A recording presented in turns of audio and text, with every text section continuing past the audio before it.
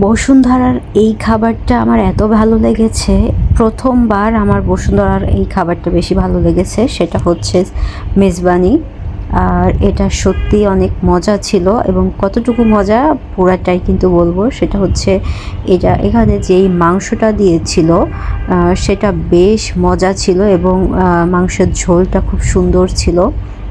মানে এক কথা বলতে গেলে কি সারা সারা ছিল না, আমি ভয়েস দেওয়ার সময়ও আমার ওই টেস্টের কথা মনে হচ্ছিল, আর খেতে ইচ্ছা করছিল আবারও।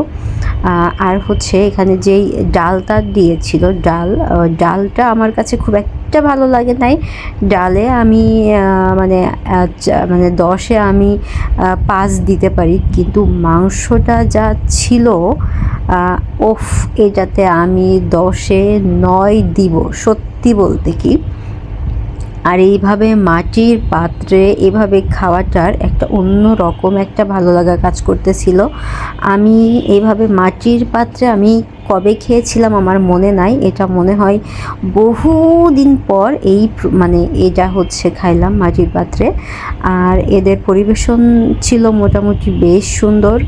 আর আরেকটা বিষয় বলি, সেটা হচ্ছে এদের খাবারের টেস্টটা সত্যি ওভারঅল ভালো লেগেছে।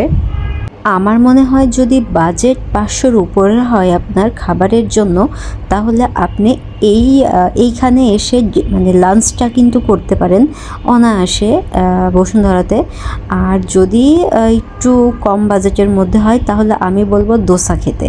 কারণ হচ্ছে ওখানের এই 2টা খাবারই আমার কাছে বেশি ভালো লেগেছে। আর বাদবাকি খাবারগুলো কেন জানি মনে হয়েছে একটু একটু একটু কেমন জানি লাগছে, মানে টাকা হিসাবে খাবারের পরিমাণটা এবং খাবারের কোয়ালিটিটা খুবই খারাপ লাগে আমার কাছে। আমি অনেক কিছু ট্রাই করছি বসুন্ধরাতে, কিন্তু সত্য কথা বলতে কি আমি কখনো বসুন্ধরার খাবারের রিভিউ দিতে চাইনি বা দিতে চাইও না, কিন্তু এটার আসলে রিভিউ যদি না দিই তাহলে সত্যিই মিস হয়ে যায় বিষয়টা।